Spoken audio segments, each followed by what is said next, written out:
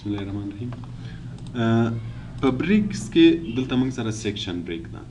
دغه څلورو ته سیکشن ویل کیږي. موږ تاسو په ورډ کې د فایل په یو فایل کې کولای شو چې سیکشنونه ولرو. یو فایل په سیکشنو تقسیم کو. مثلا دا یو کتاب د زی جوړوم په دې کې مثلا سل صفحې دي. زه غواړم چې دا په سیکشنو تقسیم کوم. ولې په سیکشنو تقسیموم؟ بعضې وخت سیکشن ته ضرورت کیږي. مثلا کله چې موږ یو کتاب جوړو، د کتاب په اول سر کې د کتاب په اړه معلومات وي. چا چې کتاب لیکلی د هغه په اړه معلومات وي. بیا وروسته ټیبل اف کنټینټ فهرست وي که نه، نو بیا له هغه نه وروسته اصلي کتاب موضوع شروع کیږي. نو که پیج نمبر ته پام شوی وي، دغه اول کې د معلوماتو کې فهرست کې یو شماره وي، له هغه نه وروسته بیا چې کله اصلي موضوع شروع کیږي شماره بل یو وي. پام به ورته شوی. اوله کې زیاتره خلک لاتیني یا مثلا د افغانستان د کتابو کې الف ب ت وي که نه، کله چې اصلي موضوع شروع کیږي بیا هلته یو دوه درې شروع کیږي. نو موږ به څنګه وکولی شو چې په یوه فایل کې دوه قسمه شماره ولرو، چې د ځینو صفحو یو قسم شماره وي، د ځینو بل قسم شماره وي، یا مثلا د ځینو صفحو یو قسم سایز وي، د ځینو صفحو بل قسم سایز وي، یا مثلا بعضې صفحې بارډر ولري، بعضې صفحې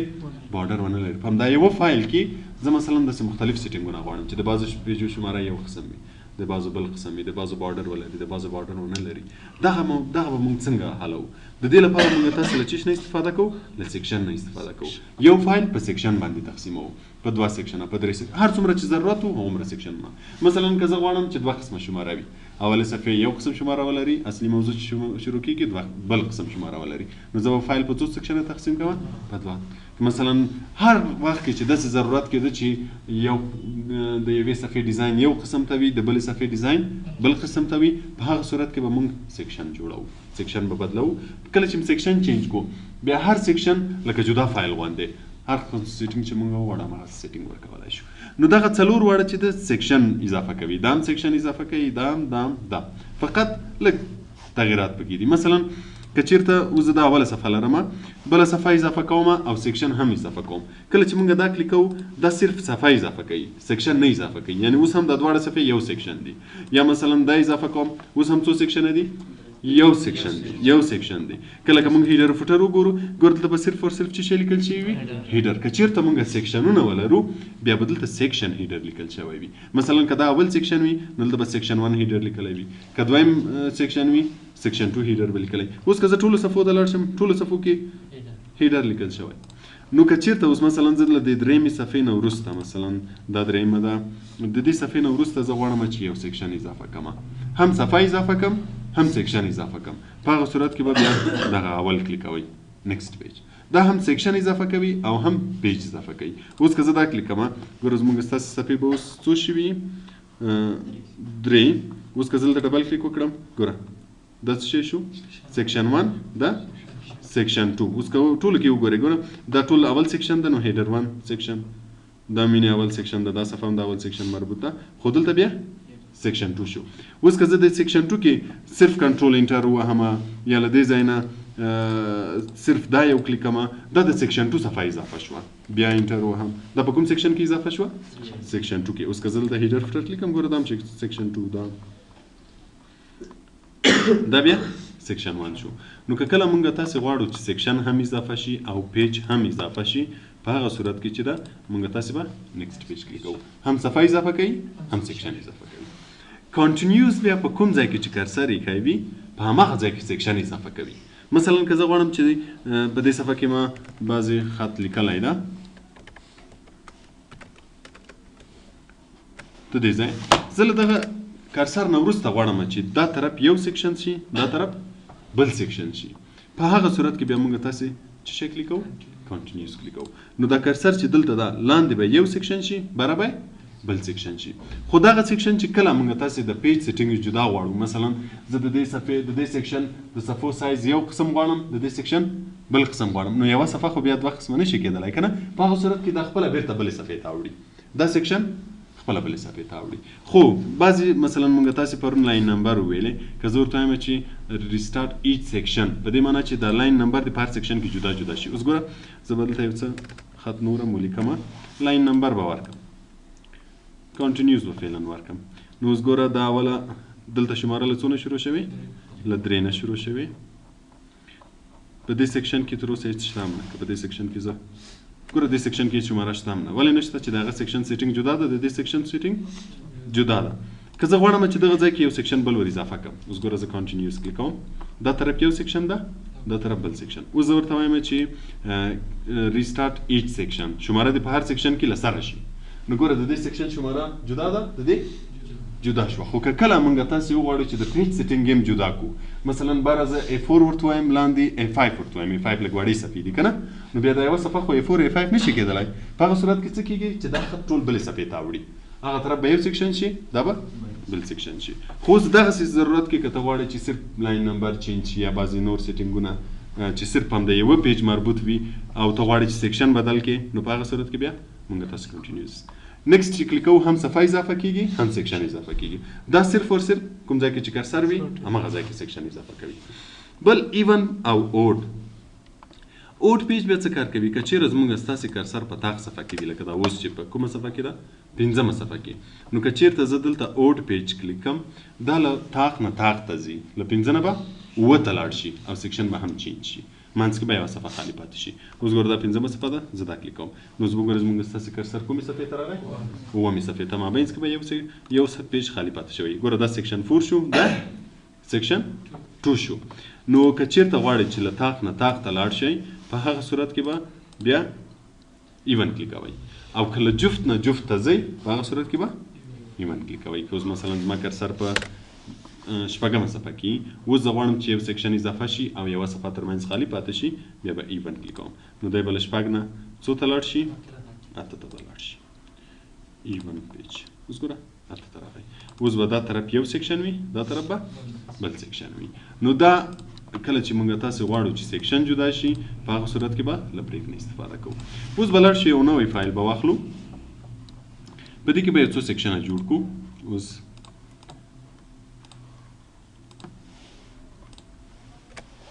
دا یو نوی فایل شو په دې کې زه فعلا درې صفحې لرم دا د شماره به هم پکې ولیکم مثلا دې کې مې یو ولیکو یو دویمه صفحه کې دوه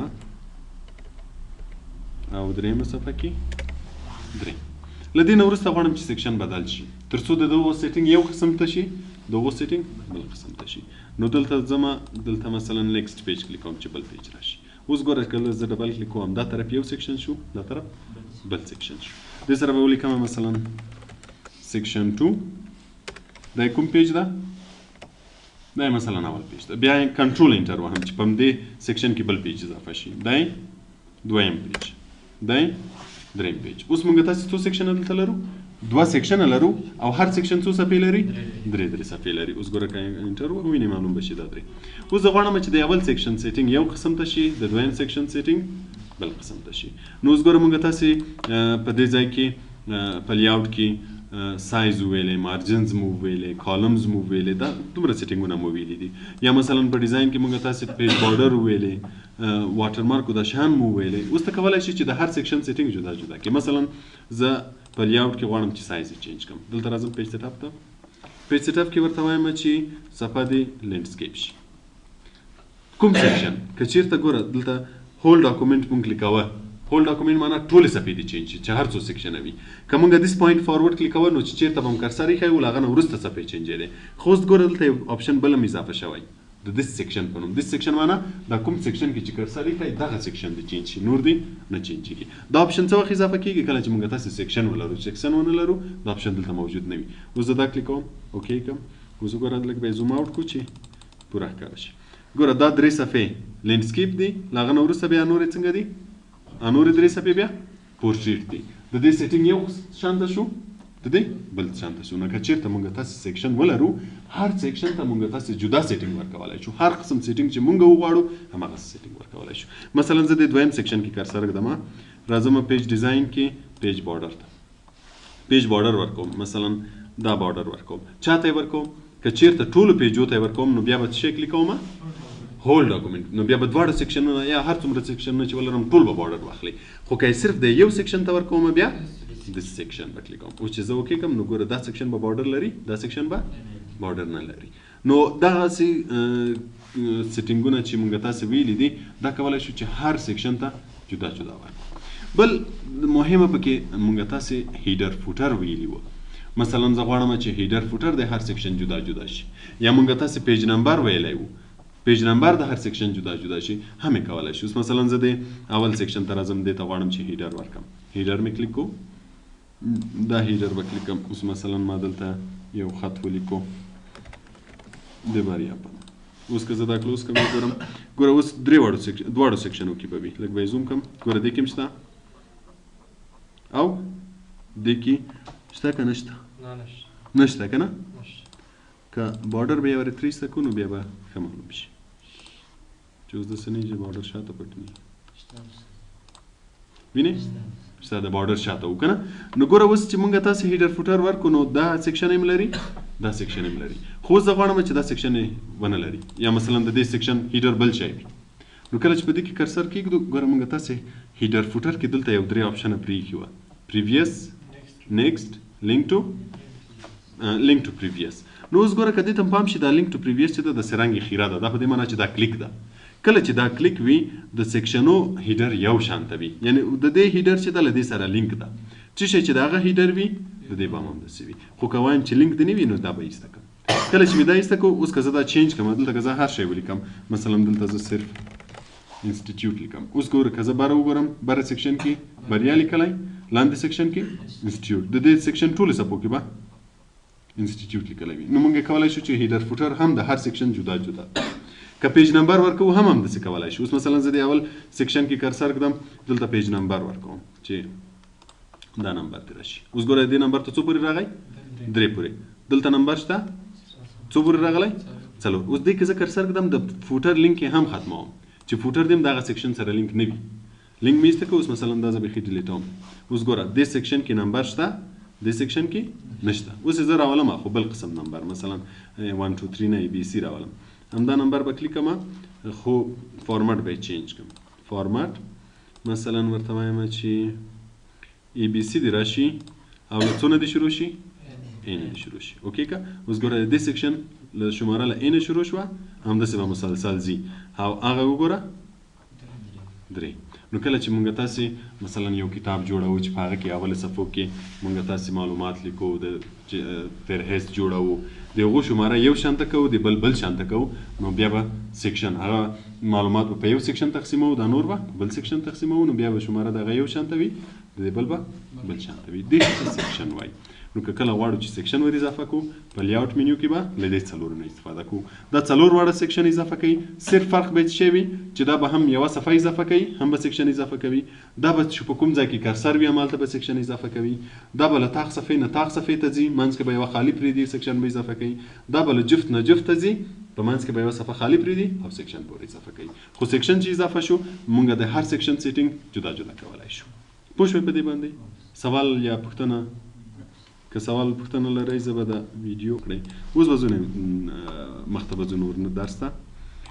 په دې کې موږ تاسو سره بیا اول انډنټ لرو پاراګراف انډنټ دا موږ تاسو په هوم منیو کې هم ویلي وه ګوره دلته دغه ته انکریز انډنټ او ډیکریز انډنټ نو کله چې موږ تاسو غواړو چې یو پاراګراف فاصله ولري مثلا دلته ما خط لیکلی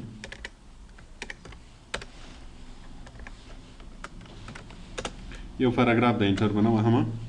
دلته به انټر وهم چې پاراګراف بدل شي دلته به انټر وهم چې پاراګراف بدل شي څو پاراګراف لرو اوس دا وینې هر پاراګراف جدا جدا ده نو که کوم پاراګراف کې غواړئ چې تغییرات راولي اوس مثلا دې پاراګراف کې زه کرسر کړم لیاوټ ته راځو ګوره لیفټ انډنټ او سپیسینګ لیفټ رایټ بیفور افټر انډنټ چې ده دغه فاصلې ته وایي اوس ګوره ټول له یو ځای نه شروع دي هم له لیفټ نه هم له رایټ نه خو که زه دا پاراګراف کوم یو کې چې زه کرسر کړم که زه له لیفټ نه لږ مخته کوم نو چې له لیفټ نه هر څومره فاصله زیاتوم نظر نورو پاراګرافو ته دا له لیفټ نه لږ مخکې شروع کېږي او که رایټ یې زیاتوم بیا رایټ نه نظر نورو پاراګرافو ته لږ دې خواته شروع کېږي او که بیرته کموم بیرته کمیږي. بل سپیسینګ ده بیفور اینډ افټر که غواړئ چې د دغه پاراګرافو ترمنځ فاصله لږ زیاته شي اوس دې پاراګراف کې مونږ کرسر ایښی له دې نه مخکې دا پاراګراف ده او له دې نه وروسته دا پاراګراف ده که غواړئ چې دغه فاصلې زیاتې شي مثلا له دې نه مخکې هغه پاراګراف ده غواړئ فاصله ترې زیاته کړئ نو چې کله دا زیاتوئ له دغه پاراګراف نه به د ده پاراګراف فاصله زیاتېږي که کمی بیرته به کمیږي او افټر لدنه وروسته دا پاراګراف ته که د هغه فاصله ترې زیاتوي بیا به دا زیاتوي بیا لدنه وروسته چې کوم پاراګراف ده دغه فاصله به زیاتېږي نو کله که مو غوښتل چې د پاراګرافو ترمنځ فاصله لږ زیات کمه کوي نو انډنټ یې له دې طرف او له دې طرف نه نظر نورو ته مخته شروع کوي او سپیسینګ یې بیا له دې نه او له دې نه فاصله ورته ورکوي بل که چیرې مونږ تاسې دغه اپشن کلیک ګوره د دې چې م دا کلیک کوو پیج سیټ اپ ته راتو پیج سیټ اپ مونږ تیار ویلی مو که نه صرف همدغه شی پکې نه وو ویلی چې وز مور اضافه کړو چون سیکشن مو ویلی نو که د دې لپاره مونږ دا کلیک کوو دلته بیا د پاراګراف سیټینګ راځي همدا شی په هوم کې هم وو کله چې مونږ هوم کلیک کوو دا کلیک کوو دلته پاراګراف راځي خو چون هغه اپشنونه یې هلته پاتې وو نو په دې خاطر ما هلته ټول نه ویلی اوس به راشو دا وکلیک کوو په دې کې کاول وګورئ مونږ تاسو سره الاینمنټ دا الاینمنټ هغه الاینمنټ دی چې مونږ تاسو په هوم منیو کې دلته ویلی وو که غواړئ چې یو خط سنټر کې رایټ کې لیفټ کې له دې ځای نه هم چینجوی شي له دې ځای نه هم پاراګراف راوستی شي له هغه ځای نه هم دلته هم چینجوی شي هلته هم چینجوی شي دلته بیا مونږ تاسې آوټلاین لیول لرو آوټلاین لیول به سبا ته خیر په پریفرنس کې ووایو چې کله غواړئ مختلف سټایلونه مختلف لیول به لري نو د هر لیول الاینمنټ مونږ له دې ځای نه چې کوای شو چې باید لیفټ شي رایټ شي خو هغه سبا ووایو په دې به بیا خپله پوه شي بل په دې کې ډایرکشن لرو لیفټ ټو رایټ رایټ ټو لیفټ چې مونږ تاسې دغه دوه ویلې او دغه او دا یو شانته دي چې مونږ ویلې چې کله مونږ په مختلفو ژبو بالخصوص په انګلیسي پښتو یا انګلیسي او دري باندې یو ځای خط لیکو که نه نو بیا مونږ تاسې نه خط ګډوډ کېږي نو که چېرې هم ډایرکشن رایټ ټو لیفټ وي نو په هغه صورت کې به نه کېږي نو له دې ځای نه چینجولی شو چې رایټ ټو لیفټ یا لیفټ ټو رایټ بل انډنټ و چې کوم مونږ تاسې دا اوس په لیاوټ کې ویلې دا او دا هم دغه شی دي ګوره before after mirror working دا او دا یو شی دی spacing before after دا او دا یو شی دی صرف په دې کې دغه سپیشل اضافه ده کوم پاراګراف کې چې مونږ کرسر یې کوي مثلا ما دغه پاراګراف کې کرسر یې کوي الاینمنټ به لیفټ کما